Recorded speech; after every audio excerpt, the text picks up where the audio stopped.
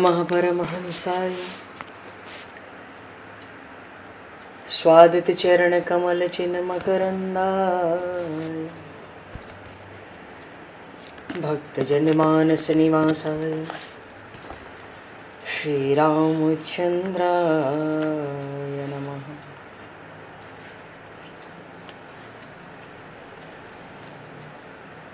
वंदे विदेहतनया पदपुंडरीकं केशौरसौरभसमाहत योगिचेतं हन्तुं प्रतापमनिशं मुनिहंससेव्यं सन्मानशालिपरिपीत परागपुञ्जम्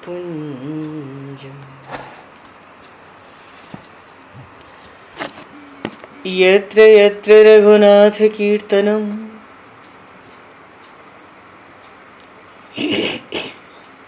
तत्र तत्र कृतमस्तकाञ्जलिं बाष्पवारि परिपूर्णलोचनं मारुतं नमत राक्षसान्तकं कुन्द इंदुसमदेह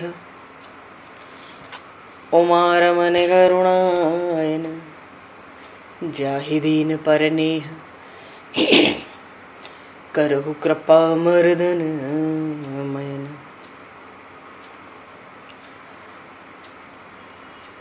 प्रहलाद नारद पराशर पुंडरीक व्यासे अम्बरीश शुक शौनक भीष्म दालभ्याम रुक्मांगद अर्जुन वशिष्ठ विभीषणादीन एतानहं परम भागवतान् नमामि। श्री सीतानाथ समारंभां श्री रामानन्दार्य मध्यमाम् अस्मदाचार्य पर्यन्तां वन्दे गुरु परम्पराम्।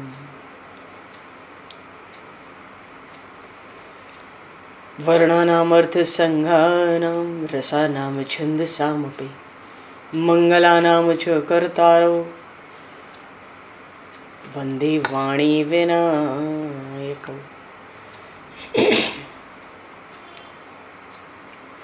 नान्यायस्पृहा रघुपते हृदये स्मदीये सत्यं वदामि च भवान् किलान्तरात्मा भक्तिं प्रयक्ष रघुपुङ्गवनर्भारां मे कामादिदोषरहितं कुरु मानसं च।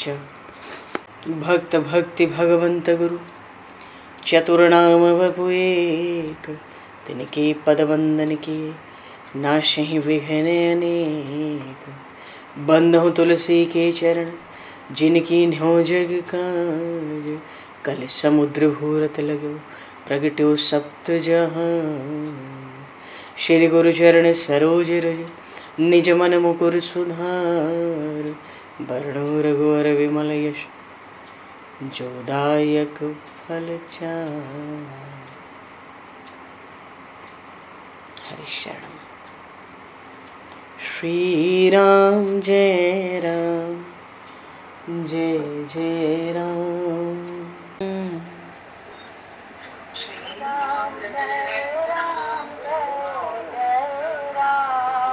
श्री राम जय राम जय जय राम।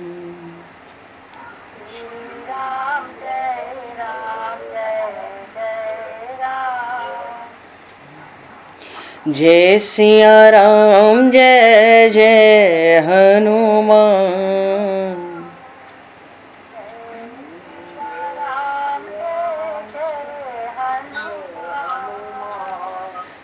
श्री गुरु रामानंद भगवान।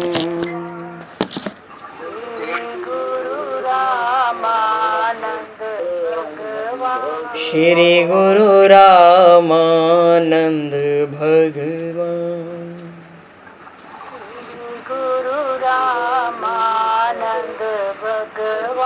श्री राम जय राम जय जय राम। राम जय राम जय सिया राम जय जय सिया राम। जय सिया राम जय जय सिया राम। जय सिया राम जय जय सिया राम। जय सिया राम जय जय सिया राम। बोली सियावर रामचंद्र भगवान की जय।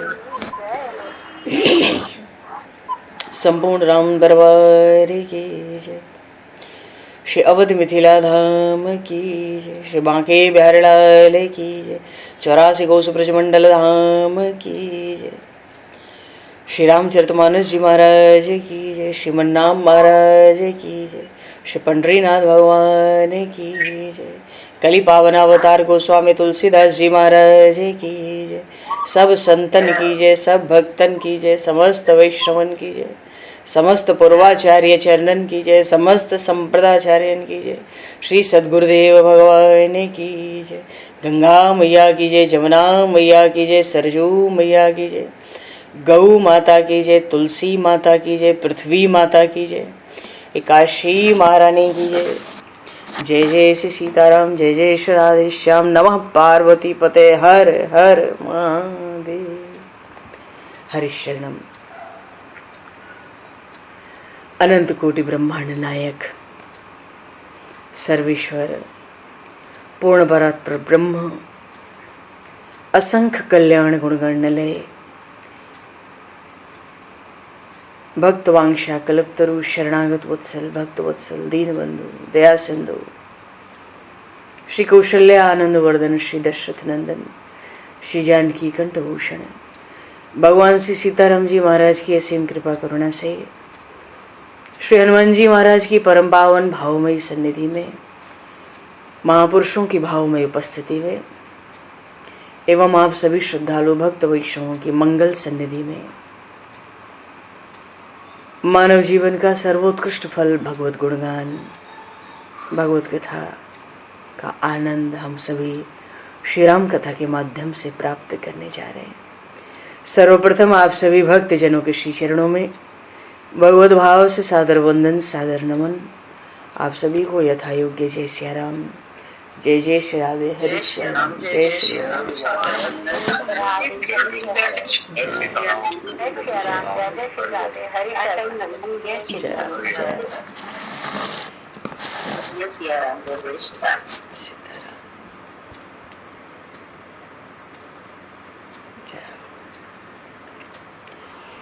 श्री रामचंद्र चरणों मनसा स्मरामि। श्री रामचंद्र चरणों वचसा गृणामि। श्री रामचंद्र चरणों सरसा नमामि। श्री रामचंद्र चरणों शरणं प्रपद्ये। माता रामो मत्पता रामचंद्रः स्वामी रामो मत्सखा रामचंद्रः सर्वस्वं मे रामचंद्रो दयालुर नान्यम जाने नैव जाने न जाने।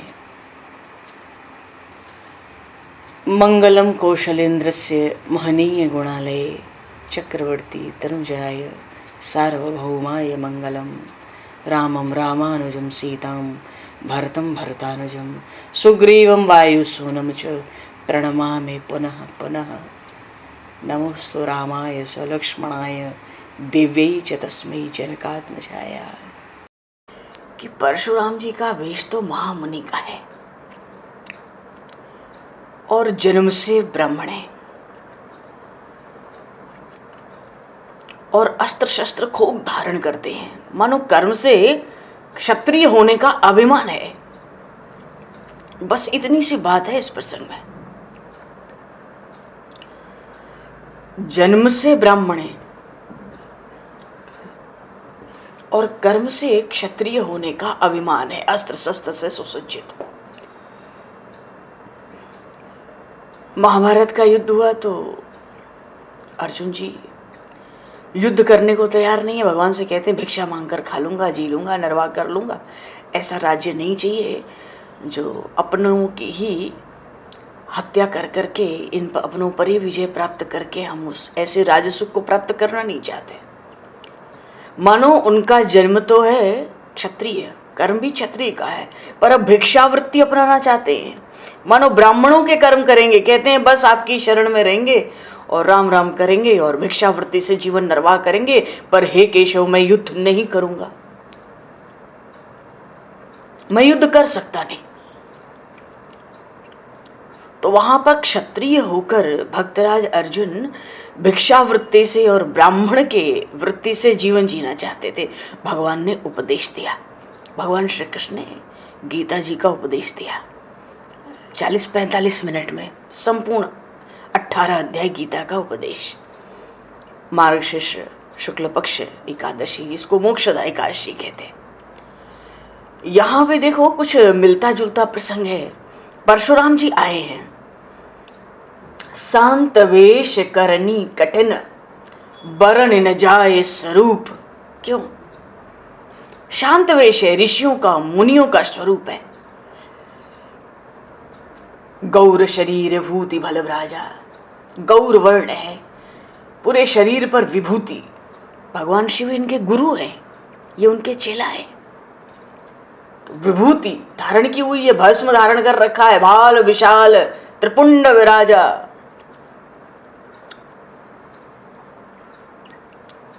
बड़े विलक्षण ब्राह्मण है, भाल पर त्रिपुंड लगा है, भगवान के भक्त हैं। शीश जटा शशि बदन सुहावा, मस्तक पर जटाजूट। मुख का तेज तो चंद्रमा के समान है, शशि मुख। पर क्रोध के मारे थोड़े आए ना तो थोड़ी लालिमा छा गई है पूरे शरीर में, भ्रकुटी चढ़ी हुई है। नयन नेत्र भी उनके क्रोध से, क्रोध को छिपा रहे ना। अभी तो आए हैं, अभी तो हालचाल लेंगे। रावण ने भर के भेजा है इनको समझा बुझा के। छल कपट तो है नहीं, सीधी साधा बात जानते हैं। 2-2 हाथ करने आए हैं। किसने हमारे गुरु जी का धनुष तोड़ा? शिव जी का धनुष किसने तोड़ा? तो अभी तो छिपा कर रखा है ना क्रोध को, इसलिए नयन रिसराते, क्रोध से नेत्र लाल हुए जा रहे हैं। और सहज ही किसी को देखते हैं ना, माने किसी को आशीर्वाद देना है, तेरा मंगल हो भाई, तेरा कल्याण हो, तुझे आनंद मिले, तो भी ऐसा लगता है मानो बड़े क्रोध में देख रहे हैं। अब मरा तो तब मरा। वृषभ कंध, धर्म का भार ही ढोने के लिए इतने वृषभ के समान कंधे, बाहु विशाला, पर कटे मुनि बसन, कमर में भी मुनियों का बसन है। पर आगे की बात है ना, तून दुई बांधे धर सर कठर, धनु सर कर कुठार कल कांधे। 2 अक्षय त्रोण जिसमें बाण रखे जाते हैं दोनों कंधों पर, दोनों कंधों पर धनुष, एक अपना एक साक्षात नारायण का दिया हुआ सारंग धनुष, हाथ में दाहिने हाथ में परशु, नाम ही है परशुराम। तो वेश तो ऋषि मुनियों का है, हैं भी ब्राह्मण जन्म से, पर ये जो अस्त्र शस्त्र की सज्जा है, ये करनी, ये कर्म बड़ा कठिन है उनका। शांत वेश करनी कठिन।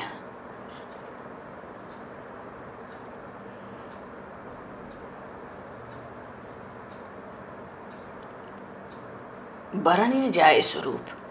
तो यहां भी, अब यहां उल्टा है अर्जुन जी से। यहां तो है जन्म से ब्राह्मण और कर्म है क्षत्रिय के, करना नहीं चाहते हैं। 21 बार पृथ्वी को महीपों से, राजाओं से, क्षत्रियों से हीन कर दिया और सब धरती बार बार ब्राह्मणों को दान कर दी, क्षत्रियों से छुड़ा छुड़ा कर महीपों को, राजाओं को दान कर दी। एक भी राजा मानो पृथ्वी पे छोड़ेंगे नहीं, तो करनी तो कठिन हो गई। ये अस्त्र शस्त्र केवल दिखावे के, श्रृंगार के नहीं है, ये तो अंजाम देते हैं।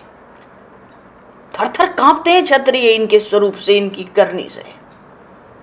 ऐसा लगा सभा में मानो मुनि के रूप में, ब्राह्मण ऋषि मुनि के रूप में वीर रस ही आज मिथिला के उस राज समाज में आ गया।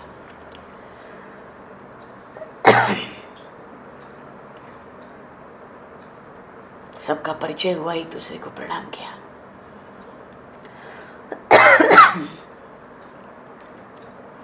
राम जी का रूप देखा तो रूप अपार मार मदमोचन, ऐसा रूप कि अपलक रह गए, थक गए नेत्र। स्थान का निरीक्षण किया, क्योंकि भीतर तो क्रोध है, मालूम तो है। देखते हैं धनुष के 2 टुकड़े पड़े हुए हैं। अब जैसे ही धनुष देखा भगवान शिव का, इतना क्रोध तो था ही, अब वो क्रोध बहुत प्रबल हुआ। अति ऋषि बोले बचन कठोरा, कहु जड़ जनक धनुष कह तोरा। हे जड़ जनक, माने अभी तक तो तू प्रणाम करता है, सबको करवाता है, कन्या को बुलाता है, स्वयंवर करता है, ये विश्वामित्र दिखते हैं, ये राम लक्ष्मण दिखते हैं, और भी अन्य ऋषि मुनि हैं, अभी तो सब परिचय हो गया। पर जैसे ही टुकड़े देखे 2 धनुष के, कहु जड़ जनक धनुष कह तोरा। हे जनक जड़, अब देखो जनक जी महाराज विदेह हैं, जीवन मुक्त है, देहाभिमान से रहित है, देह को मैं मानते ही नहीं, देह उनका स्वरूप नहीं है, निरंतर ब्रह्म स्वरूप में स्थिर है, जीवन मुक्त है, तत्वज्ञ हैं, इतने बड़े भारी तत्वज्ञ हैं। ऐसे जनक जी को परशुराम जी जड़ कह रहे, तो जनक जी महाराज को जो जड़ कह सकता है, वो अविनाशी परमात्मा श्री राम को विनाशी कहे कि मैं तुझे मार डालूंगा, इसमें कौन सी बड़ी बात होगी? कोई बड़ी बात नहीं है। बुद्धि पहले पलट गई, क्रोध आ गया, गुरु जी का धनुष टूटा गिरा है। कहते कहु जन जड़क धनुष कह तोड़ा। धनुष किसने तोड़ा? उसको एक तरफ अलग कर दो, जल्दी बताओ। जड़ तो कहा ही, अब मूर्ख भी कहते हैं, बेग दिखाओ मूड़ न ता आजू, उलटहु मही जहां लगी तब राजू। जल्दी उसको बताओ कि किसने धनुष तोड़ा, नहीं तो मूर्ख जहां तक तेरा राज्य है, पृथ्वी है ना, उलट दूंगा। मन प्रलय आएगी उतने में, अभी तो उलटहु मही। मही का भाव है कि आज तक तो महिपों को उल्टा था मैंने 21 बार, पृथ्वी को क्षत्रियों से खाली किया, तो आज तक तो महिपों को उलटता रहा, आज तो मही को भी उलट दूंगा। क्यों? पृथ्वी पर क्रोध क्यों? इसी पृथ्वी पर ऐसा कोई क्षत्रिय आया है जिसने शिव जी का धनुष तोड़ा है, तो उसको अकेले को क्यों मारूं? सारी पृथ्वी उलट दूंगा आज मिथिला में, ऐसा क्रोध। तो जनक जी महाराज जो विदेह हैं, जीवन मुक्त हैं, तत्वज्ञ हैं, बड़े भारी, उनको जड़ कहना, मूढ़ कहना, तभी तो अविनाशी परमात्मा श्री राम को विनाशी कहने लगे, तुझे मार डालूंगा। अब इतना डर हुआ जनक जी को, कुछ बोल नहीं रहे। जनक जी को डर क्यों हुआ?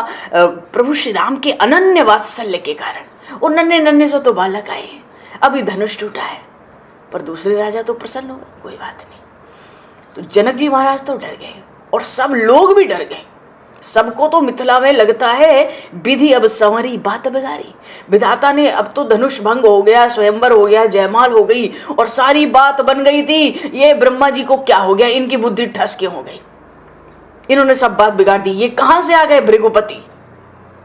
अच्छा, श्री जानकी जी को भी इनका स्वभाव जानकर सुनकर, क्योंकि स्वभाव पता नहीं था, अब तो वहां चर्चा होने लगी ना इनकी, तो सुना कि अरे भाई ये परशुराम तो भृगुवंशी हैं, ये वही भृगु जी के वंश में हैं जिन्होंने नारायण के छाती पर लात मारी थी, और ये वही परशुराम हैं जिन्होंने अपने पिता की आज्ञा से माता की हत्या की, बड़े भाई की हत्या की। इतना कठोर कुटिल, ऐसा क्रोधी, और ये वही परशुराम है। अब चर्चा हो रही है तो बाहर हो रही है, तो रनिवास में भी खूब चर्चा हो रही है, कौन है? तो श्री जानकी जी भी परशुराम जी के स्वभाव को सुन रही हैं। अरे ये वही परशुराम है जिन्होंने 21 बार पृथ्वी को क्षत्रियों से, राजाओं से हीन कर दिया, 21 बार। अब तो जानकी जी को भी एक क्षणिक कल्प के समान बीतता है। राम जी के बोलने का वहां कोई प्रसंग था नहीं, राम जी तो बिना कहे कभी कुछ बोलते नहीं, पर देख रहे हैं कि जनक जी जैसे डर रहे हैं।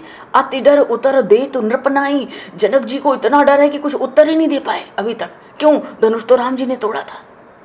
वो तो कहते कहु जड़ जनक धनुष कह तोड़ा, अब कैसे कहे राम जी ने तोड़ा है? इतना असीम वात्सल्य है।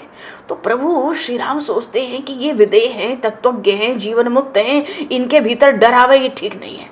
हालांकि डर है उन्हीं के वात्सल्य को लेकर, अनन्य वात्सल्य, पर फिर भी विदेह और जीवन मुक्त तत्वज्ञ को डर हो, ये बात अच्छी नहीं लगेगी। और दूसरे, इस मिथिला के राज समाज में सब लोग भयभीत हो गए, बिल्कुल। और ये श्री जानकी जी भी बहुत डर गई है।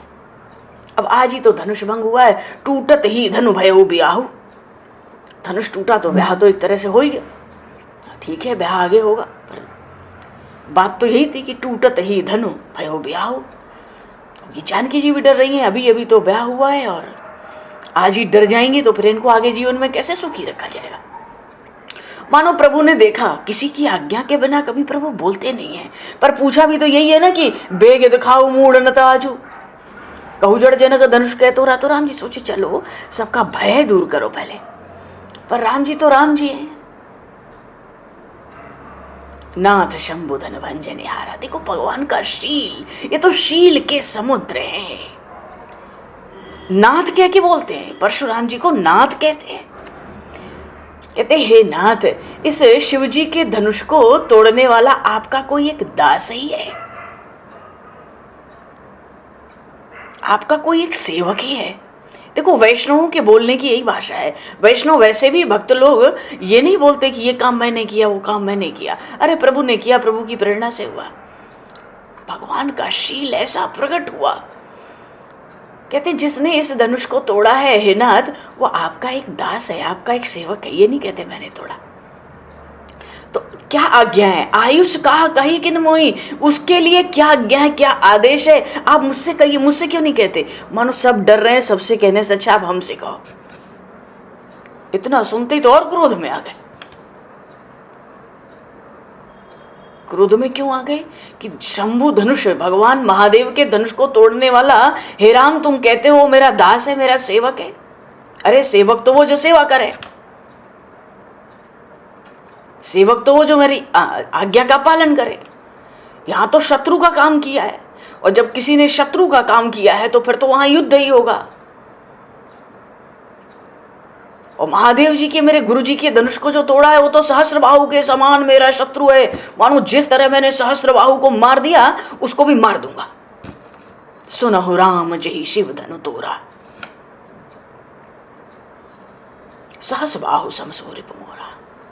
अब राम जी पहले जनक जी से कह रहे थे बेग दिखाओ मूड न ताजू, अब राम जी से कह रहे हैं सो बिलगाओ बिहाय समाजा। हे राम, जिसने धनुष तोड़ा उसको एक तरफ कर दो राज समाज से, और न तो मारे जाइए सब राजा, नहीं तो उसके पीछे सब मारे जाएंगे।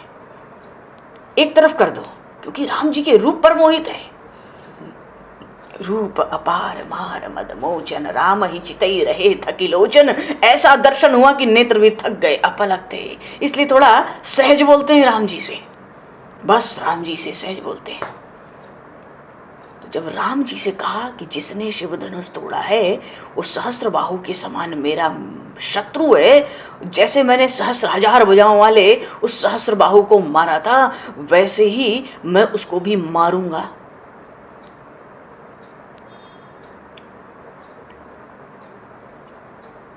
जनक जी से पूछा था कि धनुष किसने तोड़ा, जनक जी बताते उसके पहले ही क्रोध छा गया, वहीं पे अमंगल हुआ। अमंगल ही होना था।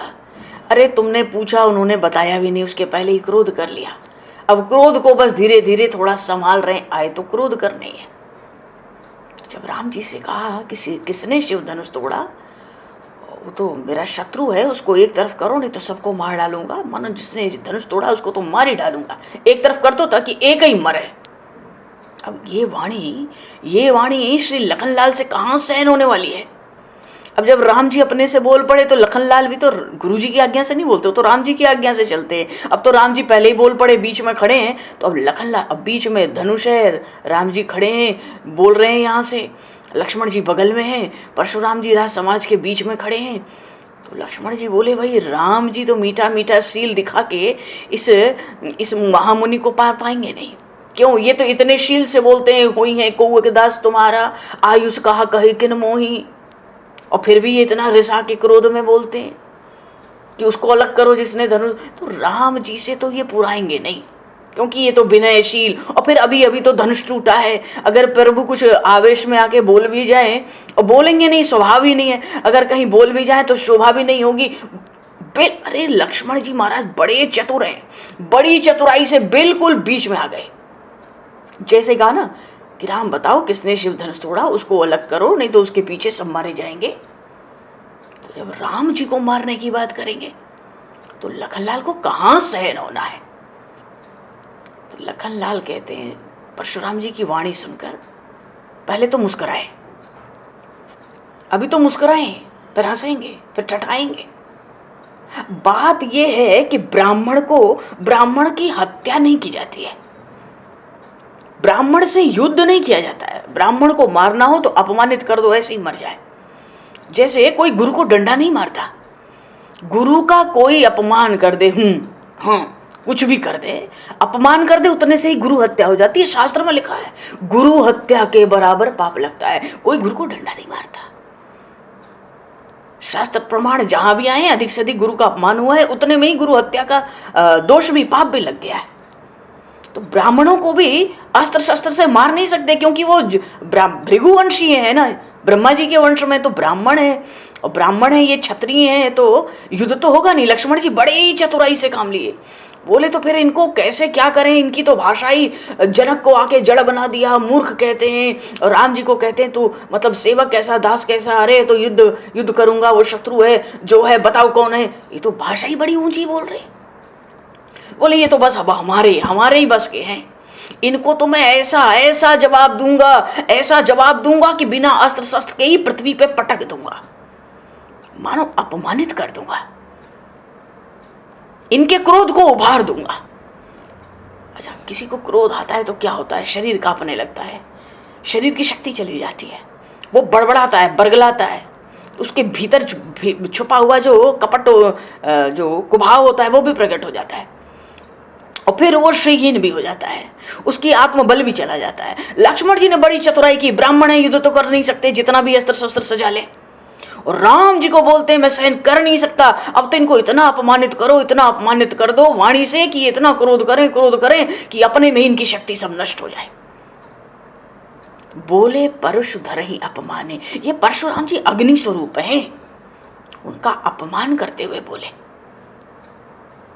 और मुस्कुरा के बोले, तो मुस्कुराते ही तो जैसे वो जल के अंदर से एकदम मतलब बिल्कुल भस्म हो गए, अग्नि रूप है ना। लक्ष्मण जी मुस्कुराए, वो तो शेष नाग है, वो जानते ही नहीं कि तो शेष बता रहे हैं, ये तो महाशेष हैं। परशुराम जी को अपमान करते हुए बोले, अग्नि रूप हो, लो तुमको भस्म करते हैं। कहते हैं बहुधन ही तोरी लड़काई, ऐसा क्रोध आपने कभी किया नहीं, कबहु न असरिस कीन्ह गोसाई। हे अच्छा गोसाई, राम जी ने नाथ कहा था तो लक्ष्मण जी ने गोसाई कहा। तो गीता जी में गोसाई का कुछ और अर्थ प्रकट हुआ, अर्थ है इसलिए, और ज्यादातर तो गोसाई कोई बहुत अच्छा शब्द नहीं है, किसी के संबोधन के लिए बहुत आदर पूर्वक लिया गया शब्द नहीं है। मानो कोई विरक्तों की अब जैसे हमारे यहाँ वृंदावन में विरक्तों की परंपरा, हरिदास जी महाराज विरक्त, हरिवंश महाप्रभु उनकी परंपरा चली, एक गोपाल भट्ट गोसाई जी की ये 3 ही वंश चल रहे हैं वृंदावन में, हरिदास जी महाराज का, हरिवंश महाप्रभु का, श्री गोपाल भट्ट जी महाराज का। अब ये सब विरक्त, तो इनके वंश कहाँ से आए, तो भाई नादज हो चाहे बिंदुज हो, तो जो साधुओं के वंश में आगे चलकर गृहस्थ में पड़ जाते हैं ना, ज्यादातर उनको गोसाई ही कहते हैं। तो वृंदावन में सब मंदिरों में जितने सेवायत हैं, पुजारी हैं, सबको गोसाई कहा जाता है। ये गोसाई बहुत आदर का शब्द है नहीं, ये तो साधुओं के वंश में बढ़ के आगे गृहस्थ में पड़ जाना, इसलिए यह आदर की वस्तु नहीं हुई। तो राम जी ने तो नाथ कह के संबोधित किया, इन्होंने गोसाई कह के कहा। बचपन में हमने बड़ी धनुष तोड़े खेल खेल में, कबहु न असरिस कीन्ह गोसाई, हे गोसाई आपने ऐसा क्रोध कभी नहीं किया। मानो कह रहे हैं कि इतने धनुष तो हमने बचपन में तोड़ डाले, कभी तो अयोध्या आए नहीं। शब्द नहीं कहा अयोध्या का, कबहु न असरिस कीन्ह गोसाई का अर्थ ही है कभी रिस नहीं किया। अरे रिस करते तो खुद चले आए, खुद अयोध्या आ जाते। तो क्या बात है, यही धनु पर ममता के ही हेतु, क्या कारण है इस धनुष पे आपकी इतनी ममता है, क्या कारण है?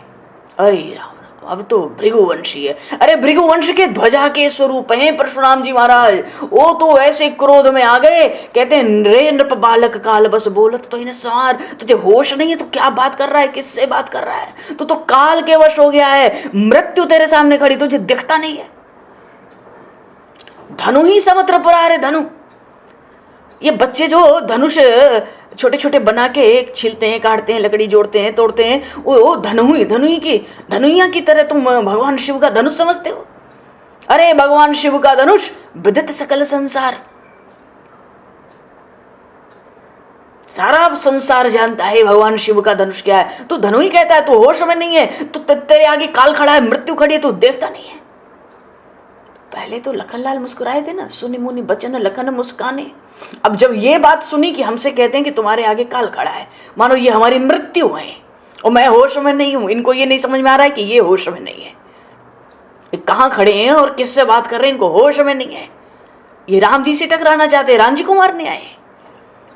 लखन कहा हंसी हमरे जा। अब तो हंस के कहे तो बहुत पागल हो गए, क्रोध में एकदम आग बबूला हो गए। लखनलाल तो हंस के कहते हैं कि सुनहु देव, देव का अर्थ है महिदेव, और ये महिदेव होना नहीं चाहते, ये ब्राह्मण अपने को कहलाना नहीं चाहते। स्वरूप है ब्राह्मण का, जन्म है ब्राह्मण वर्ष में, परशुराम जी अस्त्र शस्त्र से लसते हैं और इनके कर्म प्रबल क्षत्रियों के हैं, दृढ़ क्षत्रियों के हैं। और ये अपने को ब्राह्मणों में, ऋषि मुनियों में गिनती नहीं करते, वहाँ नहीं करना चाहते।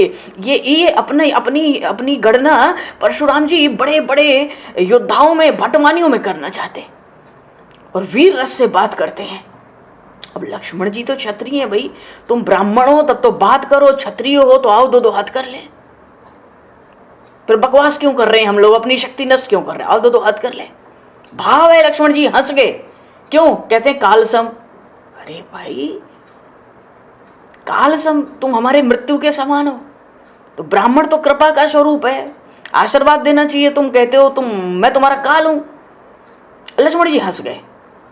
तो सुनहु देव, तो जिस चीज से वो चिढ़ते ना लक्ष्मण जी वही संबोधन करते। अब कहते हैं हे महिदेव, हे ब्राह्मण। उनको ब्राह्मण सुनना पसंद नहीं है, ऋषि मुनि मत कहो, मुझे तो योद्धा समझो, बड़ा बारी, जो सामने आता है सबको तहस नहस कर देता हूं। तो कहते सुनहु देव, हे ब्राह्मण, मेरे नजर में तो सब धनुष समान है। इससे भी बड़ा क्रोध आया कि मैं समझाकर कहता हूं कि त्रिपुरारी का धनुष तो पूरे ब्रह्मांड में विदित है, प्रसिद्ध है, तू धनु ही समझता है। और कहने के बाद भी ये हंस के कहता है कि मेरी दृष्टि में तो हे ब्राह्मण देवता सब धनुष समान है। मानो हमारे पास बचपन में जो धनुइयां थी, या जो अभी कंधे पे एक धनुइयां लटकी है, या महादेव जी का धनुष है, हमारी दृष्टि में तो सब समान है। का छति लाभ जून जन धनु तोरे, ये पुराना न जाने कितना पुराना धनुष, अरे इसके रहने में और टूट जाने में क्या लाभ है, क्या हानि है, ये बताओ। इसको तो, इस धनुष को तो देखा राम नयन के बोरे। हमारे ये महान अग्रज, मेरे प्रभु, मेरे स्वामी, उन्होंने तो नया समझकर देखा था इनको। भाई हम लोग क्षत्रिय हैं, रघुवंशी हैं, स्वभाव से ही धनुष देखते हैं तो मन करता है, इसी धनुष के तो दर्शन के लिए हम लोग आए थे। तो देखा राम नयन के बोरे, राम जी ने तो इसको नया समझकर देखा था। और छुवत टूट रघुपति न दोषु, ये तो छूट ही टूट गया। इतना पुराना, इतना जीर्ण, मानो इतना सड़ चुका था पुराना होकर रखे। तो ये तो छुवत टूट, मेरे इन महान अग्रज का कोई दोष ही नहीं है, तो छूत ही टूट गया। राम जी ने तो नया समझ के देखा था कि लाओ थोड़ा देखें, थोड़ा चढ़ावें, थोड़ी इस पर जा चढ़ावें, थोड़ा खींचें, कैसा धनुष है, बड़ी बात हो रही है, ये तो छूत ही टूट गया। तो हे मुनि, फिर देखो मुनि कहा, पहले गोसाई कहा, एक बार भी ऐसा संबोधन नहीं किया कि आप वीर हो। और वो यही सुनना चाहते थे, वो यही समझते थे। अब राम जी, वहां तो भगवान श्री कृष्ण ने अर्जुन जी को उपदेश दिया, अर्जुन जी क्षत्रिय होकर ब्राह्मण वृत्ति से भिक्षा मांग के जीने को तैयार हैं, युद्ध नहीं करेंगे, भगवान ने उपदेश दिया। अब यहाँ राम जी उपदेश नहीं दे सकते थे, क्यों? ये मर्यादा पुरुषोत्तम है, महामुनि है, परशुराम आए हैं, वो तो प्रणाम किए, आगे भी प्रणाम करेंगे, उपदेश नहीं दे सकते। और लक्ष्मण जी ने ठिकाने लगाने का संकल्प भीतर कर लिया, ये राम जी के पास की बात नहीं है, तो हम समझेंगे इनको। फिर कहते हैं मुनि बिनु काज करिए कतरोसियो, हे महामुनि आप बेवजह क्यों क्रोध करते हो? अब ये मुनि और महिदेव और गोसाई सुन के उनका क्रोध बढ़ता जाता है, आत्मबल घटता जाता है, क्षीण होता जाता है। अच्छा देखो, जब लखनलाल ने कहा होगा छुअत टूट रघुपति न दोषो, ये तो नया समझ के राम जी ने देखा था और छूते ही टूट गया, उनका क्या दोष है? अब बेवजह आप क्यों क्रोध करते हो?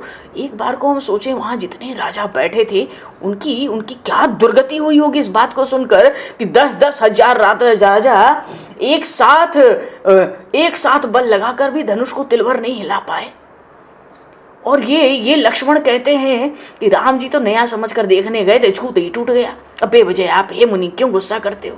हमें तो यही समझ नहीं आ रही है। आपके लिए जो होगा सो होगा, हमारे लिए तो भाई सब धनुष बराबर है। एक धनुष टूटा तो मित्र आ गए, मनो अयोध्या तो कभी आए नहीं, हमने तो कितने धनुष बनाए तोड़े। क्षत्रिय राजकुमार रघुवंशी यही काम है। अरे अब तो इतना क्रोध आया, अपने फरसे की ओर देखे, दाहिने हाथ में लिए ही थे। लक्ष्मण जी से कहते हैं, रे सठ सुने स्वभाव न मोरा, तूने मेरा स्वभाव नहीं सुना। देखो यही स्वभाव स्मरण करके श्री जानकी जी का एक एक क्षण कल्प के समान बीत रहा था। भृगुपति कर स्वभाव सुन सीता, अरध निवेश कल्प सम बीता। तो जो स्वभाव रनिवास में सुन रही थी, अब परशुराम जी पूरे राज समाज में अपना स्वभाव खुद बताने जा रहे हैं। देखो आत्म प्रशंसा तो वैसे ही सब पुण्य को नष्ट कर देती है। कहते हैं रे सठ, अब लक्ष्मण जी को, शेषावतार लक्ष्मण जी को सठ कहते हैं। राम जी को कहते हैं मार डालूंगा उनको, उस अविनाशी परमात्मा को विनाशी समझते हैं। विदेह जैसे विदेह, महाराज जनक जैसे विदेह तत्वज्ञानी और जीवन मुक्त को जड़ कहते हैं, मूढ़ कहते हैं। बिल्कुल तामसी विचार, तामसी दृष्टि लेकर आए हैं परशुराम जी। क्रोध कहते हैं लक्ष्मण जी को कि सठ, तूने मेरा स्वभाव नहीं सुना। बालक जानकर तुझे अभी तक मैंने तुझे मानो मृत्यु के हवाले नहीं किया। केवल मुनि जड़ जाने ही मोही, हे जड़। देखो जनक जी को जड़ कहा था, अब लक्ष्मण जी को पहले सठ कहा, अब जड़ कहते। अब बता, अरे ये आचार्य चरण है। ये तो जब राम जी हैं, जब जानकी जी हैं, तभी ये लखनलाल हैं। बाकी तो ये लक्ष्मण जी हैं, ये शेष अवतार हैं, अनंत अवतार। ये तो श्री हरि के ही दो स्वरूप खड़े हैं कृष्ण बलराम की तरह। और उनको पहले कहते हैं सठ, फिर कहते हैं जड़। केवल मुनि जन जाड़े, केवल मुनि जड़ जाने ही मोही। पहले कहा था गोसाई, फिर कहा था ब्रह्मण्य देव, फिर कहा था मुनि। कहते हे जड़, हे सठ, तू मुझे केवल मुनि जानता है। तो भाई बताओ क्या हो तुम? वेश तो वही देख रहा हूं। तो बाल ब्रह्मचारी, एक तो मैं बाल ब्रह्मचारी हूं, मानो जो संकल्प कर दूंगा दाएं बाएं करने की शक्ति तो भगवान शिव में भी नहीं होगी। बाल ब्रह्मचारी, अति कोई, बड़ा क्रोधी हूं मैं। अब देखो ब्राह्मण हो, चलो बाल ब्रह्मचारी, अपना पहला स्वभाव बताया। दूसरा बताया अति कोई, बड़ा क्रोधी हूं। और विश्व विदित क्षत्रिय कुल द्रोही, पूरे विश्व में विदित है, सबको पता है मैंने 21 बार पृथ्वी को क्षत्रियों से हीन कर दिया। क्षत्रिय तो मेरा नाम सुन ले तो सांस रुक जाए, भूख प्यास छूट जाती है। अपने भुजाओं के बल पर इस पृथ्वी को, संपूर्ण पृथ्वी को मैंने क्षत्रियों से रहित कर दिया। और न जाने कितनी बार वो सारी धरती ब्राह्मणों को दान कर दी। और जो सहस्रबाहु था उसके भुजाओं का बल मैं काटने वाला हूं, 1000 भुजाएं लिया हुआ। बात यह है कि इस सहस्रबाहु के पुत्रों ने इनके पिता की हत्या कर दी थी, जमदग्नि जी की।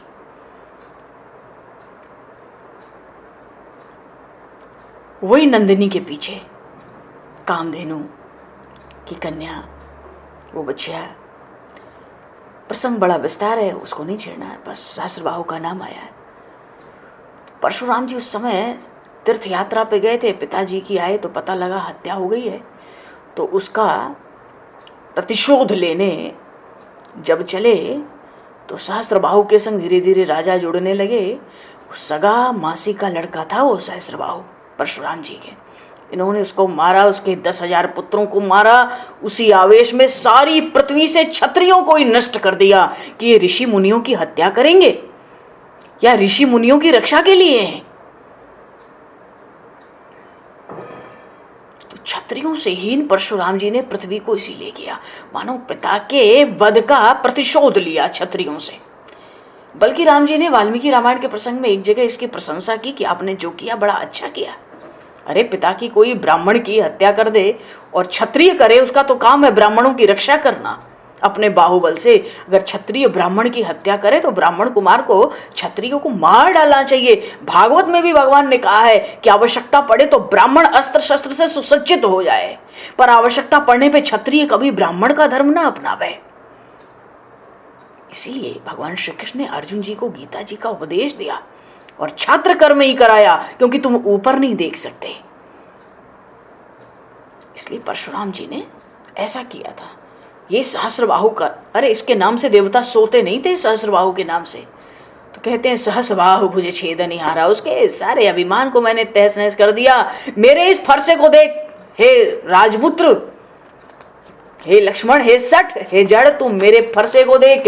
ये कोई साधारण फरसा नहीं है। क्यों माता पिता को सोच में डालता है, दुखी करता है। गर्भन के अर्भक दलन परशु मोर अति घोर। मेरा ये फरसा बड़ा भयानक है, ये तो गर्भ के बच्चों को भी मार डालता है। अब देखो, बुद्धि बिगड़ी है, तामसी विचार आए हैं, क्रोध से शरीर जल रहा है, अभिमान चढ़ चढ़ कर बोल रहा है, वीर रस शरीर पर छाया हुआ है। फरसे की प्रशंसा करते करते निंदा ही तो कर गए। गर्भन के अर्भक दलन, कहते गर्भ के बच्चों को भी मेरा फरसा मार देता है।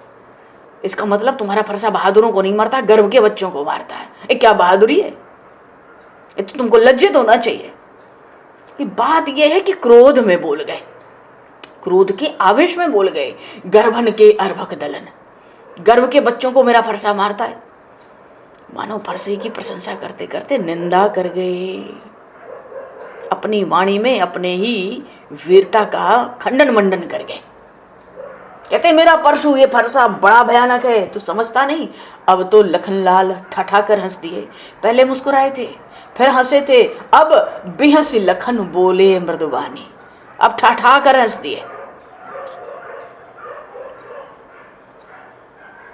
जितना हंसते उतना उनको क्रोध बढ़ता, शरीर जलता ही जाता क्रोध से।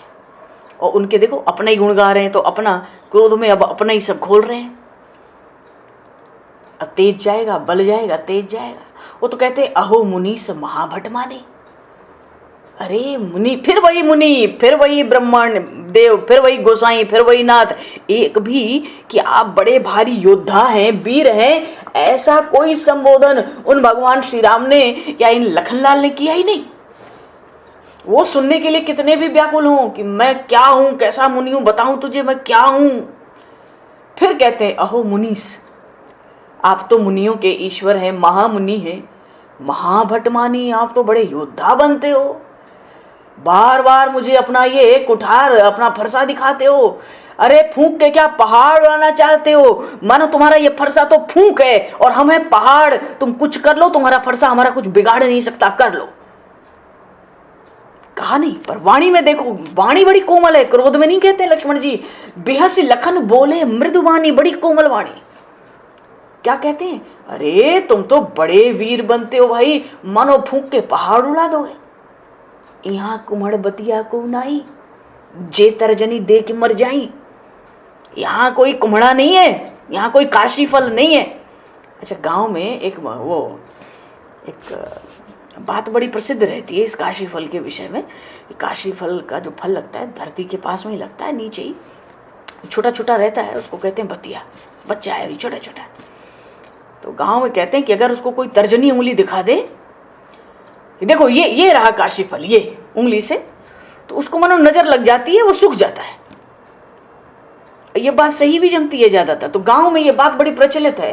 तो लक्ष्मण जी कहते हैं यहाँ कुम्हड़ बतिया कोई ना, देख तर्जनी जे मर जाए। मानो तुम्हारा ये फरसा तो तर्जनी की तरह है और हमें क्या काशी फल कुम्हड़ा समझ रखा है। अब मैंने अभिमान से कहा, आपको जो कहा अभिमान से कहा। क्यों? ये धनुष बाण फरसा देखकर मुझे लगा था कि ये धनुष बाण फरसा रखे हो तो कुछ लड़ना भिड़ना भी जानते होगे। मानो कहना चाहते हैं राज समाज में कि तुम तो खाली बोलना जानते हो। ये बड़ा विलक्षण संवाद हुआ है। तो परशुराम जी तो अजय और अमर हैं, युद्ध में तो मरेंगे नहीं। मैं ब्राह्मण युद्ध कर सकते नहीं। राम जी हैं बड़े शील के सिंधु, बड़ी विनय, बड़ी मिठास की वाणी, वो यहाँ चलेगी नहीं। ये तो बस गरज ही तड़क रहे हैं, मारने को तैयार हैं। अब राम जी का भी अभी ब्याह हुआ है, अभी जयमाला लहरा रही है और अभी राम जी के पीछे पड़ गए। अब राम जी कुछ बोले तो शोभा नहीं, और ये सब आनंद सबका फीका कर रहा है, सबको दहशत में डाल रहा है। लक्ष्मण जी तो एकदम, मैं कुछ कहा सही था विमाना, मैंने तो देखा ये धनुष बाण सजाए हो, ये फरसा लिए हो, बार बार उछल रहे हो, तो तुम कुछ लड़ना भिड़ना जानते होगे। लेकिन क्या करें, ये जो धनुष बाण सजाए हो, अस्त्र शस्त्र, हम हार जाते हैं ना, क्योंकि भृगुसुत, तुम भृगुवंशी हो, ब्राह्मण हो, और फिर जनेऊ तुम्हारा दिखता है, हमें डर लगता है इससे, तुम्हारे ब्राह्मण होने से, तुम्हारे जनेऊ से। और फिर तुम कहते हो ना इतना क्रोध में आके अपना, ये जब सब जो गा रहे हो, मैं कि जनक जो है जड़ है, मूढ़ है, और राम जी को कहते हो उसको अलग दिखा कर दो, जिसने धनुष तोड़ा, नहीं तो उसको सबको मार डालूंगा। ये जो तुम कहते हो ना सब राज समाज में, बहुत क्रोध को सहन कर रहा हूं मैं, जो कछु कहूं सहूं ऋषि रोकी, अपने क्रोध को रोक के मैं तुम्हारी वाणी को सहन कर रहा हूं। सहन क्यों कर रहा हूं? तुम भृगुवंशीय ब्राह्मण हो, दूसरे जनेऊ धारण किए हो, तुम ऋषि मुनि हो, मैं बहुत क्रोध को सहन कर रहा हूं। और वो मैंने जो बोला, थोड़ा जो कड़वा बोला भी, वो तुम्हारा ये फरसा धनुष बाण देख कर बोला, कुछ लड़ना भिड़ना जानते होगे, पर लड़े भिड़े क्या, तुम तो ब्राह्मण हो। और ये ब्राह्मण शब्द सुनना नहीं चाहते, परशुराम जी ये शब्द नहीं सुनना चाहते। लक्ष्मण जी कहते हैं देखो, सुर महिसुर हरिजन अरुगाई, हमरे कुल इन पर न सुराई। हमारे रघुवंश में देवता पर, ब्राह्मण पर, भगवान के भक्तों पर और गाय पर, इन पर कोई वीरता नहीं दिखाई जाती। अब देवता और ब्राह्मण तो एक ही है, देव महिदेव, तो हम आपके ऊपर मानो वीरता तो दिखा नहीं सकते। और त्रिपुंड लगाए हो तो भगवान के भक्त भी दिखते हो, हम वैसे भी नहीं कर सकते। हमारे कुल में, रघुवंश में यहां वीरता नहीं दिखाई जाती है। क्यों? अगर आपका हम बध कर दें तो हमें पाप लगेगा। अब लक्ष्मण जी बोल रहे हैं, बधे पाप अपकीर्ति हारे। ताव में बिल्कुल लय में आ चुके हैं लखनलाल, और सारी इस राज समाज में सब चुप है एकदम। क्यों? दूसरा कोई इलाज भी नहीं है परशुराम जी का। जनक जी को भी पता है, विश्वामित्र जी को भी पता है, और राजा तो सब थर थर कांप रहे, और रनिवास बैठ के अलग रो रहा है, कांप रहा है, ये कहां से मंगल समय में यह मंगल आदमी आया। लक्ष्मण जी कहते हैं क्योंकि भाई तुम ब्राह्मण हो, तुम त्रिपुंड लगाए हो, अगर हम तुम्हारा वध कर दें तो हमें पाप लगेगा, और अगर तुमसे युद्ध में हम हार जाएं तो हमारा अपयश होगा ना, कि रघुवंशी थे, ब्राह्मण से युद्ध करके ब्राह्मण से हार गए, तो हमारा तो अपकीर्ति हुआ ना, अपयश हुआ। हाँ, अगर तुम मार दो तो भी तुम्हारे पैर गिरे, हम तो तुम्हारे पैर छुएंगे, मारत हूं पापर ये तुम्हारे, तुम मारो तो तुम्हारे पैर में प्रणाम करेंगे, तुम ब्राह्मण हो। और देखो ऋषि, देखो मुनि, एक बात है, एक बात है, कोटि कुलिस सम बचन तुम्हारा, व्यर्थ धरहु धनु बाण कुठारा।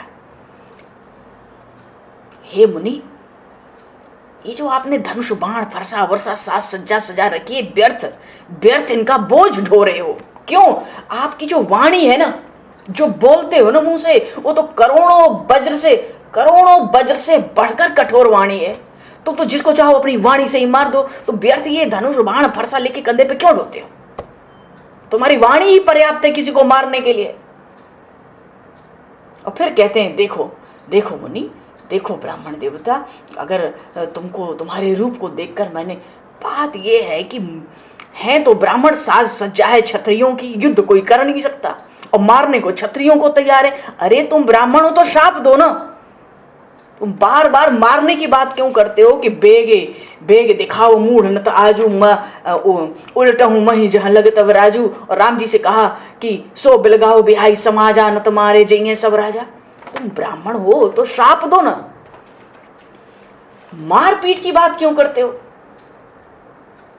ठीक है, फिर भी हे ब्राह्मण देव, हे मुनि, मैंने कुछ अनुचित कहा हो तो मैं आपसे क्षमा चाहता हूं। क्षमा हूं महामुनि धीर, बड़े धैर्य, और धैर्य जरा भी नहीं है, धैर्य जरा भी नहीं परशुराम जी में। फिर भी लक्ष्मण जी कहते हैं हे महामुनि, तुम बड़े धैर्यवान हो, हमें क्षमा करो। पर बोल तो इतना कुछ दिया कि तुम्हें मार दे तो पाप लगे, हार जाए तो अपकीर्ति हो, तुम मारो तो तुम्हारे पैर गिरे, तुम ब्राह्मण हो, जनेऊ देख लिया है, फिर भी क्रोध को सहन कर रहा हूँ इसीलिए, और नहीं तो तुम्हारा बाण और ये धनुष बाण और फरसा है, इसी को देख के मैंने सोचा लड़ना भिड़ना जानते हो, कुछ जानते होगे, तो मैंने भी अभिमान से अपने वंश के स्वभाव के अनुसार रघुवंशियों की तरह बात की। बड़ा क्रोध आया, बहुत क्रोध आया, और बड़ी गंभीर वाणी बोले। अब तो विश्वामित्र जी से कहते हैं कि हे विश्वामित्र, ये बालक बड़ा कुटिल है। कुटिल तो है, काल के वश है, इसके सिर पर मृत्यु खड़ी है। बालक है ना, इसलिए समझता नहीं है। और निज कुल घालक, ये रघुवंश में भी कलंक लगाएगा।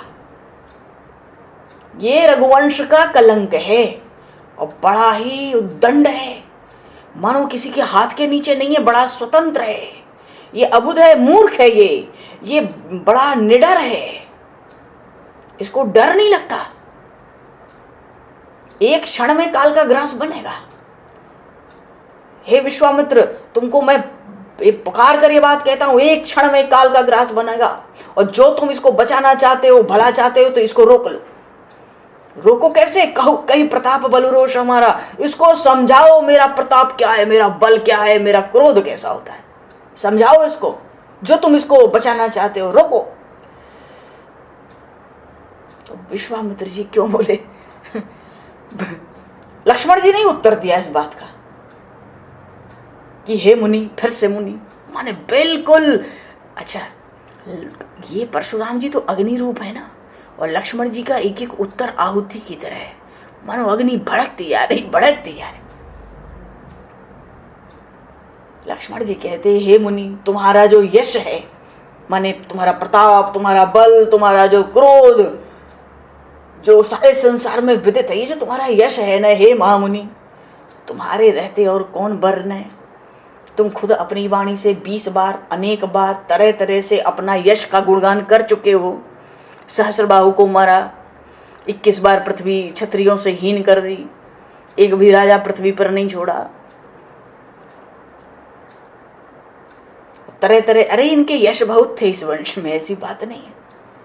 लक्ष्मण जी कहते हैं, अपने मुंह से अपनी करनी, अपने मुंह तुम आपन करनी, बान अनेक भांति बहु बरनी, और नहीं संतोष तब पुनि कछ कहूं। कुछ बचा हो आपको अपना यश बताने में, तो विश्वामित्र जी क्या समझाएंगे? तुम ही समझाओ। 20 बार तो कह चुके हो, 25 बार और कह लो। बताओ, नहीं संतुष्टि है अपना गुणगान गा के, तो थोड़ा कुछ और कह लो। लेकिन एक बात है, हे मुनि, जन से रोक दुसह दुख सहो। अपने क्रोध को रोक के दुसह दुख मत सहो। शारीरिक शरीर में शक्ति नष्ट हो जाएगी, अपने क्रोध को सहन मत करो, दुसह दुख मत सहो। क्योंकि तुम वीर व्रती हो ना, वीरता का तो बहाना बना के आए हो, मानो वर्दी पहन के आए हो वीरता का, हो वेश से तुम ब्राह्मण, न खुल के युद्ध करने देते हो, न ठीक से ब्राह्मणों की तरह स्वभाव कृपालुता दयालुता रखते हो। तुम हो तो वीरव्रती, वीरता का बहाना पहनते हो, और बड़े धीरवान हो। तुम अपशब्द कहते हो ना, गारी देता न पावो शोभा, तुम अपशब्द कहते हो, शोभा नहीं देता। अरे जो सूर हैं, सूर समर करनी कहीं न कहीं न जनावई आप। अरे जो शूरवीर हैं वो युद्ध करते हैं, गाल नहीं बजाते। विद्यमान रण पाई रूप कायर कहीं प्रताप। अरे जब युद्ध में शत्रु प्रांगण में सामने खड़ा है, तो जो कायर होते हैं वही तो अपना यश गाते हैं वहां पर। अपना गुणगान तो शत्रु के सामने कायर गाते हैं। तुम कितने वीर हो, गा क्या रहे हो? सामने खड़ा है शत्रु, मारो ना, आओ दो दो हाथ कर लो। क्यों क्रोध सहन करते हो मेरे प्रति? क्यों दुसह दुख सह रहे हो? मत सहो। बोलिए श्री लखनलाल जी महाराज की जय, श्री राम राजा सरकार की जय।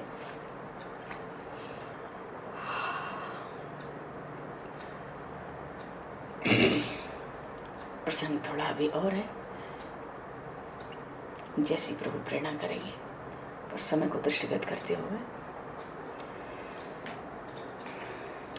यहीं पर 2 पल नाम बोलकर प्रभु का वाणी को विराम दिया जाएगा। हरि शरणम।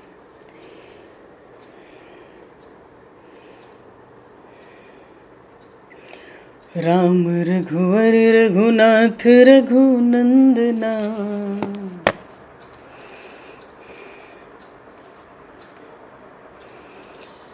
राम रघुवर रघुनाथ रघुनंदना,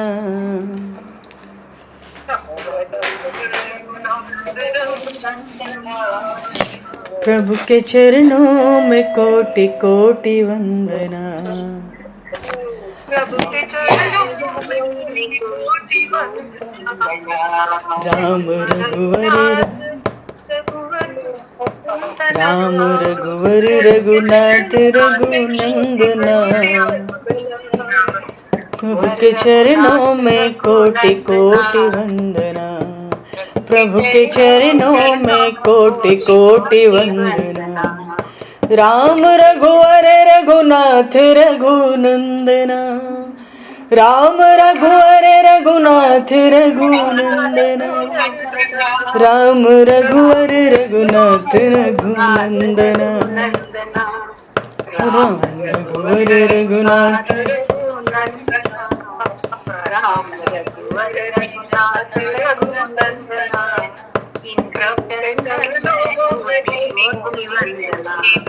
राम के चरणन में